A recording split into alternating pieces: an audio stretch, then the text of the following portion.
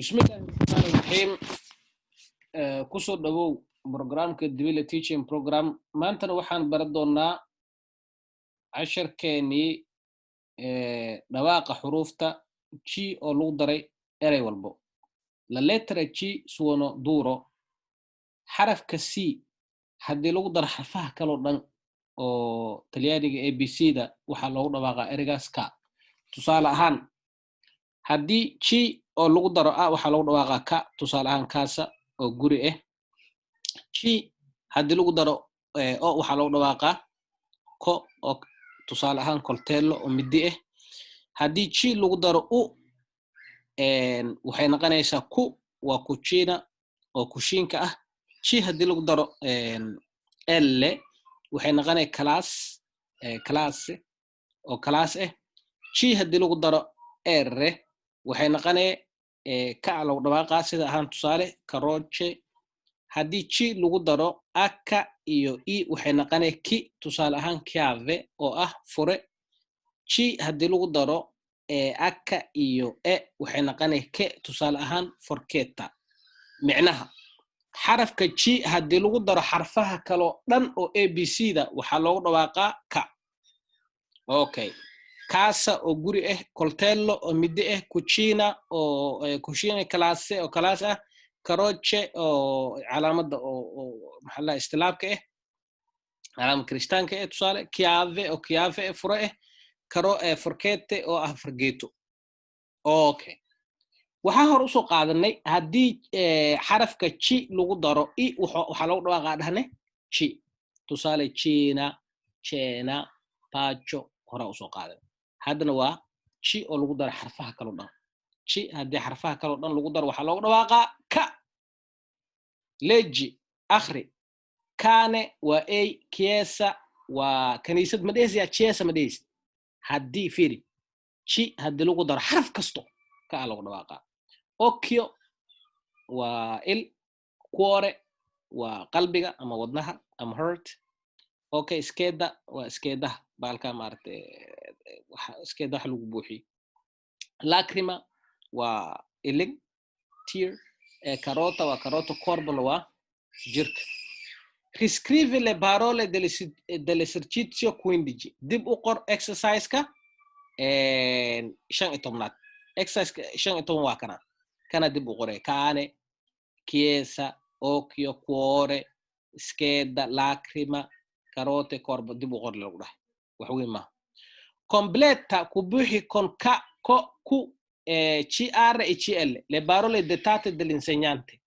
xarfahaas le ku buuxi waxa ku buuxi ka ama waxa ku buuxi ko ama waxa ku buuxi ku ama waxa ku buuxi CR ama waxa ku buuxi camera tusaale gaasi coltello tan oo kale computer waa computer saas oo kale u buuxi anyway okay completa waxa ku buuxisaa meeshaan exercise-ka sada laga rabaa tartiib erey custom-ka u buuxiso macnihiisa daab dareemi doonteed completa waxa ku buuxisaa con ki iyo che le parole dettate dell'insegnante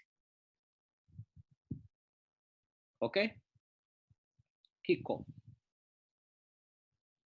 maschio kan oo kale tusaale xagga ka raadso very good leji akhri ereykan si loo akhris laga rabo bis xaraf kasto waxaa dhahnay G haddii ay raacdo xaraf kasto kale haddii lagu daro ya marka laga reebo i marka laga reebo ya marka i laga reebo G haddii xaraf kasto lagu daro waxaa loogu dhawaaqaa sida ka ko ku CR waxaa loo dhawaaqaa ka la dhahaa tan kale waa kar con col can cri anyway riscrive dib u qor le parole nella colonna giusta معناها حرفها ماشي إليهين كسحين قر شينا إرجع هدي شيء أو إلو درو حلو دواقع هني مديس كا مديس شينا أوكي كان وشينا شيء دولتشي تسالة وحياه مع أميك أنت كين كاميتشا أنت جاي أنت كيافة وفرة C'era waa xabag paketo waa bakad waay pacho waa shumis chiesa waa kaniisad aceto waa qal chiodo waa musumar forchetta waa farkeeto cielo waa cirka, kilo waa kilo, pace waa nabad, Michele waa magac, Michel ingiriiska Michele. Completa le parole dell'esercizio con ci, c'è, chi iyo ke. Ereyalkaas ku buuxi. Exercise-kaas aduu ku yaalaa. Okay. haddana aan barano codice fiscaalaha. Dadka Talyaaniga ku nool markii ay qof wacaan ayna kala hadlayaan qofkaas call ahaan markay kala hadlayaan inta badan waxaa la weydiiyaa codice fiscaalaha. Codice fiscaalaha marka la weydiiyo codice fiscaalaha wuxuu leeyahay xarfo. Tusaale ahaan waa kana hadda kan wuxuu leeyahay RS PL A 8 6 R 26 G 47 9 N oo leeyahay. laakiin qofka Talyaaniga wuxuu ka rabaa marka xarafka uu sheegtid si uu kaaga hubiyo tusaale ka bixiyo ku dhahaa. dhowr mar waa idinku dhacday dadka inta badan Talyaaniga ku hadlo oo ku nool tessera sanitariaha ama codice fiscaalaha ayuu ku qoran yahay magacaas. Okay, codice fiscaalaha.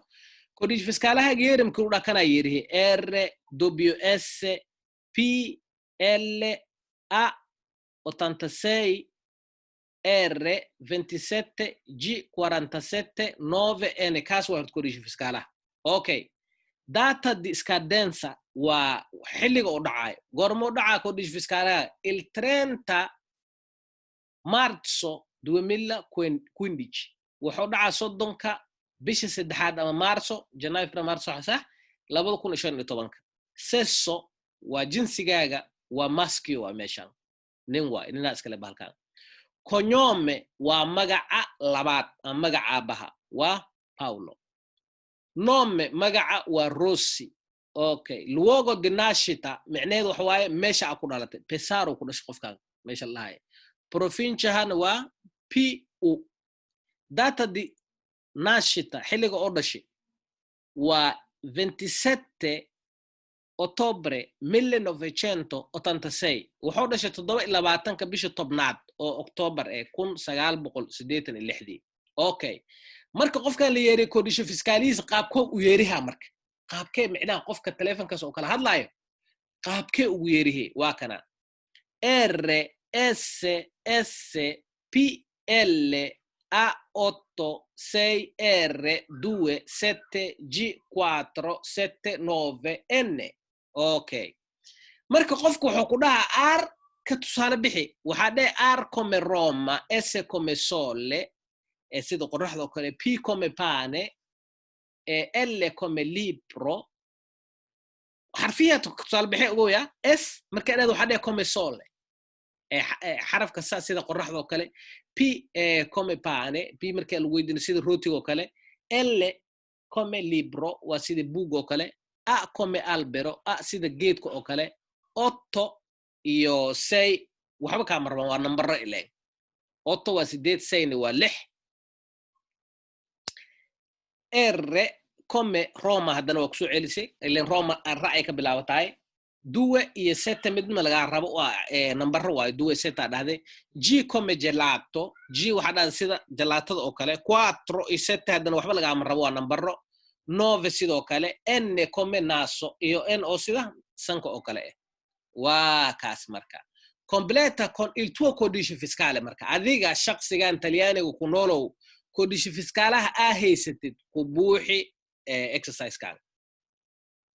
casharkeenana halkaas ayuu noogu doodi doonaa. وعشركين حيقن وحو أهدونا إن شاء الله تعالى ونتا أونو جورني دلا ستمانا مالما أسبوعا inta aan mar kale aan ku kulmi doono kanaalkeen Dibili Teaching Program waxaan idinkaga tagayaa salaanta islaamka. Assalaamu calaykum waraxmatullaahi wabarakaatuh. waxaa codsiga walaal haddii aad ku cusub tahay kanaalkan subscribe saar.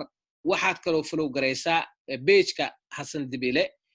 casharkaana waxaa si dirita ugu heli kartaa ama si toos ah waxaad ugu heli doontaa ugu heli kartaa xitaa page-ka aan ku leeyahay Facebook-ga bahda waxbarasho bar ama baro soo dhawow mar labaad iyo mar saddexaad iyo mar afaraad. Assalaamu calaykum waraxmatullaahi wabarakaatuh. Arrivederci amici. Ciao ciao.